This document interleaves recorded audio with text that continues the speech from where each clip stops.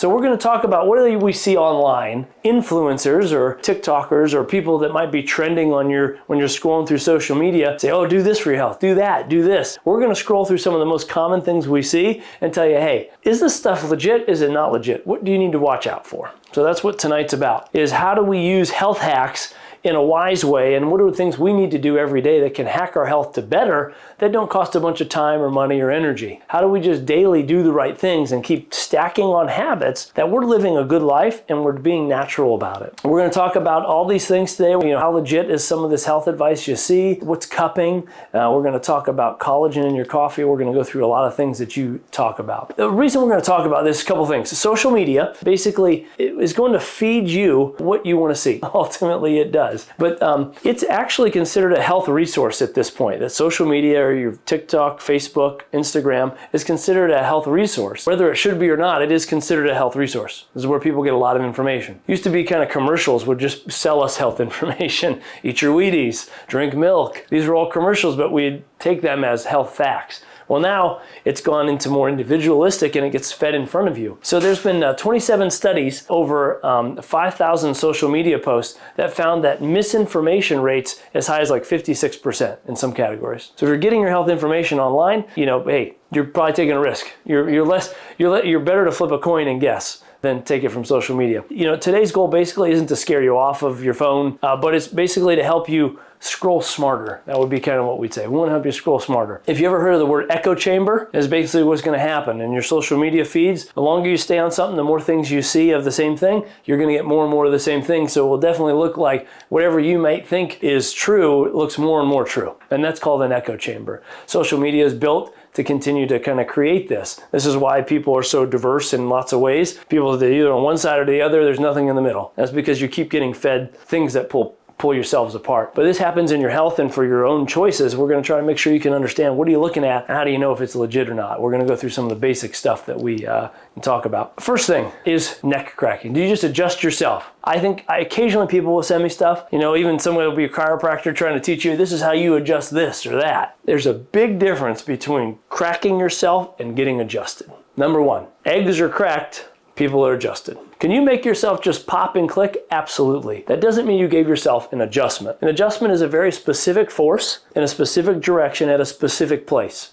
Typically, if you get yourself to pop, even if I was trying to do it to myself, you're not going to move the areas that really need adjusted. The subluxations, the fixations in your joints that are stuck, are the ones that are probably need a professional to release. The ones that are getting tight because of compensation and you can just kind of force something, move something and it pops, are probably areas that eventually could become hypermobile, or you move too much that can cause their own problems. So do I suggest you trying to crack your own neck? Absolutely not. Do I suggest someone try to help you do that? No. I have a patient right now who was due to that. Her husband was helping her out and he didn't help so well, unfortunately. But this happens all the time.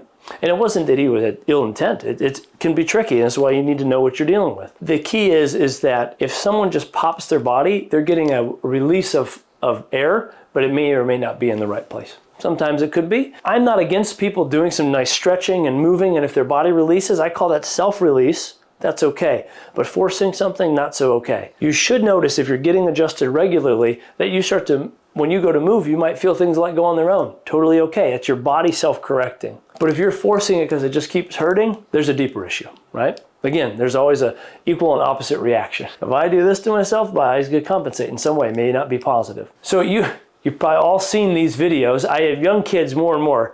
Kids will come in with other kids. They just want to hear the pop. They want this to be like YouTube or Facebook. They like when they put their ear right there and just hear it. They want to hear the pops. You might see all kinds of crazy things out there. And the truth is that some of them might be legitimate adjustments, but the key isn't to just try to create a bunch of noise. It's not a theatrical performance, and the more noise we do, the better the person got. No.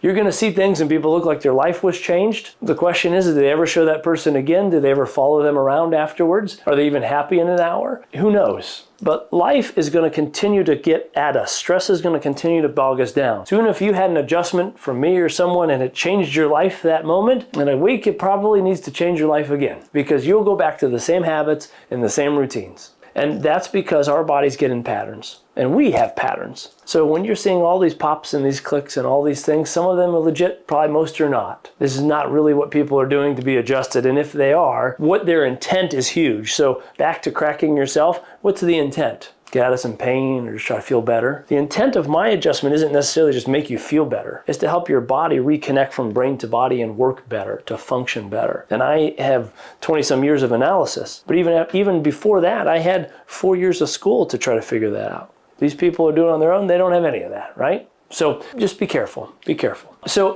cupping, I didn't know this was necessarily a trend, but I hear a lot of people, I know a lot of people can buy cupping themselves now, like online. It used to only be, and acupuncturists had it in these glass things and they'd pump them up. Now you can get ones that squeeze and all kinds of things. But basically, cupping is what I would consider sort of traditional Chinese medicine technique back in the day that has been adapted to understand myofascial release and release of fascia and tissue and inflammation. How would you describe cupping? Is there something you would say is like if you're trying to describe it to someone, what do you usually tell them about cupping? I just tell them that the fascia is like when your muscles are tight, it's like a vacuum sealed shrink wrap around it, and so you're trying to kind of pull that out and let the blood come in and oxygenize the muscle. So you're getting that shrink wrap. We want to release the shrink wrap. Yeah, just kind of pull it off and allow some air in so that it kind of like sags off and you have better motion. So if your fascia, that shrink wrap around your muscles too tight, it doesn't allow the muscle to fully expand and contract and move properly. So if you get rid of some of that fascial restrictions, it helps that. And cupping can do that. In Chinese medicine, they would just call it stagnated energy.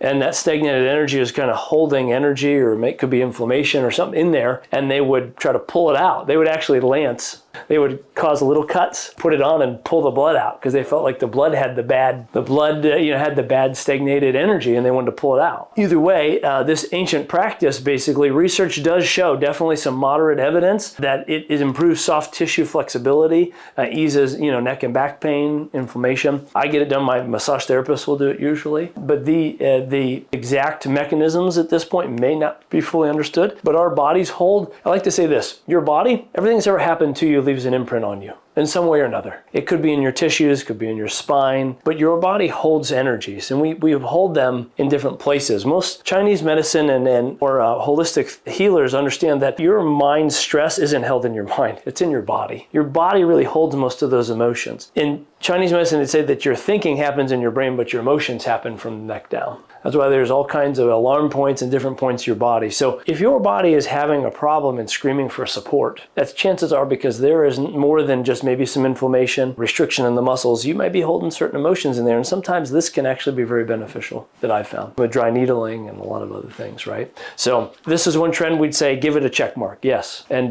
we'll probably be bringing it into the office eventually. For sure. Collagen in your coffee. We, in the office at this point too, have a lot of collagen support products. The one that we've had the most success has been with our nutritionist, Brian, who's brought in. Could you, Brian, share a little bit, and you could come up here just so they could possibly hear you. Just collagen, period. Just share a little bit about collagen and kind of like what's the whole craze of collagen? Why does everyone seem to care? Is it just to make money on powder? So the thing about collagen is that we all want collagen because it helps us to reverse the aging process, if you will. All the soft tissues in our body, our ligaments, our joints, they all need that stuff. And so different types of collagen do different types of things in the body. So you want certain types for certain things to go certain places. And obviously with Dr. Nate and Dr. Gibson being here, so they're going to do a lot with the spine and the disc. What's the disc made of? Soft tissue. Well, how do you repair that? So the collagen will help repair that. So that's why you use a lot of collagen complex here. And the people I know that I've recommended it to, I know that you've said that they've adjusted better and actually held their adjustments longer. Yeah. That's a win-win. Our collagen complex that we carry is basically some way to not only help to rebuild those soft tissue injuries, but also has the natural anti-inflammatory in it and joint support. So if you're kind of looking for something that's going to support you in a lot of ways with joint health, with any of those areas, and help your skin, and a lot of other things, that collagen is great. So there's definitely a lot of real science behind collagen. Research shows that collagen supplements lead to significant improvements in pain, physical function. Knee osteoarthritis can be improved with this, is some of the research. It's that elasticity in the skin. So this is why people take it for beauty, because they want to prevent wrinkles and keep yourself young. Collagen is what builds that up. Now your body creates collagen, your body can make it, but as you get older and less efficient, if more we can give the raw nutrients to your body of it and more available, the body has a better chance of creating more of this collagen. So cold plunges. Come back up, Brian. I forgot I had cold plunges on here. I'm just going to, you can just hear it from Brian because he does these in the winter, right? Don't you have like a lake or creek? Yes, yeah. I live over in Pennsylvania, and so there's a lake basically it's a mile down the road from my house. And so even in the wintertime, I've actually brought the sledgehammer down to actually break the ice up to get in the lake. I know I'm different, but the guy I learned this from is a guy named Wim Hof. Wim is his first name, W-I-M, his last name is H-O-F. He's known as the Iceman. Look him up, fantastic story. Holds a bunch of records about doing stuff in the cold. And I used to wear an Oura ring, and I had it for several years. And when I saw the metrics of what that gave me from doing this, so there's some breath work that goes with this when I do it, but even just doing the cold plunge itself and how it resets your nervous system and helps with inflammation and things like that. So right around 50 degrees, they say, is what's great. Women, you don't need to do it as often. Women can get a cortisol spike from it. Okay. So women, you don't need it as cold and you don't need it as often. Guys, our physiology is a little different, and so we can actually go colder and we can go for longer. For me right now, I'm right around 40-ish degrees, and I go in there for about 5.5 minutes. Okay. But most people probably start at 50s or maybe even a little above 50 or 60, and then you start bringing it down. You start bringing it down. Okay. Like I said, that's why when I go down to the lake and break it up with a sledgehammer, it's 35-ish, teetering on 40. People are out there walking their dog, like, this guy's getting in the water. I'm like, yep. And I'm doing what's called a horse stance, and I'm down there in just a hoodie and a pair of shorts, so flip-flops, and that all comes off, and I leave the shorts on. Cold plunges are actually great. You don't need it as cold or as often. Thank you. And it's good to, like, as people, you could just go jump at it, and that might cause more stress to some people who just go too far, too cold, too deep. You work into anything, but there is definitely, as you can read on the screen, there's a huge amount of benefits there. And Brian, he's kind of a guy. He's in his own lab every day, and that's why Brian works here. He does our nutrition. He's a certified health provider, naturopath, and he's always testing himself. He's got lots of equipment. He'll use Oura rings. He'll use something. The heart. What's that called again? The heart rate variability. Heart rate variability. There's a lot of things he does, but he tests them on himself to see how nutrition and things he does changes these. So I can tell you, we're just not just guessing to sell supplements to people. It's because we see that they change. But these cold plunges have a huge amount of benefits. Our bodies need, the hormesis is the term, but they need challenged. If our bodies kind of get this sense that there's, I think it's like, oh, I might die, but no, I'm not going to die. It produces first off, you kill off a lot of cells that are wasteful. They're just useless cells. They're dead cells. Your bodies are not efficient. And then your body regrows and strengthens good, healthy cells with good mitochondria that can really promote healthy healing. Hopefully there's something you gain from this, but ask questions. Just say, if you have a philosophy of how you want your body to work and be natural, then stick with that philosophy and ask, does this fit in there or not? All right? Or is this just something that's trying to just make my body do something, but is it going to last, Check your content. Who's the person who's telling me these things? Are they a licensed provider? What's the history of some of these things? Is there evidence for some of this stuff? Now, if we just waited for randomized controlled trials for everything, we actually wouldn't even know what vitamin Z was. The sailors who were eating limes, what they called limeys, to not get sick and scurvy when they crossed the ocean, if they waited till they figured out what was in the lime that was helping them, they would all died. So there's things that are naturally work, and we're going to work with that, but just know that you want to see that, like, what's the sense of this? Double check some of these things. Just give yourself time. Ask us. I mean, that's what we're here for. Bring us these trends. A lot of things are just not customized to specific people, and that's what you're going to pay for our knowledge, is trying to help customize a lot of these things. Not everyone's going to do the ice bath in the same way, that Brian would do it. So there might be ways, though, to start working into these things. So these are just little checking this content ideas. Be curious. Think about the supplements like collagen, skip the self-cracking, please. If nothing else, we say, hey, there's some evidence for some of this. Don't adjust yourself. If you feel like you keep needing to do that, that tells us there's a deeper issue, all right? But be curious. Start asking yourself, are these things that would fit into your program, that could be beneficial? Because there is good things out there. There really are. Again, we talk about a lot of patients who get on this are not going to be the kids I treat. And most of the adults are parents. This isn't just an adult problem. I mean, kids see all kinds of stuff out there, and they see it more, and they get fed a lot of this. So talk to your kids about what they're seeing, what they're watching. What is it that they're seeing that people are doing? Sometimes it's just silly trends, but they might be saying, well, I'm going to stop eating meat, Dad, or I'm going to do this because, these influencers are doing this, or these girls look this way, so I'm going to do that. I mean, usually poor females get this more, I think. But same thing, guys can get that, or, he's got all these muscles. He took this, Dad. This is what I heard, So yeah, I got teenagers and like young adults, so this is where I live. But these are the things. So, ask your family about it. You know, what are you seeing? What are the trends? Because again, there's reasons people talk about everything, but know that you can trust the information you're getting here. And if there's something we need to change, we change it. But we want you to know that this is a place where you can get that information, where you can start to really be trusting what you're doing. And we're going to help give it to you in small bites so that you don't feel like you've just changed your whole lifestyle because one thing sounded good. All right. So you guys have a good night. Be well. Bye-bye.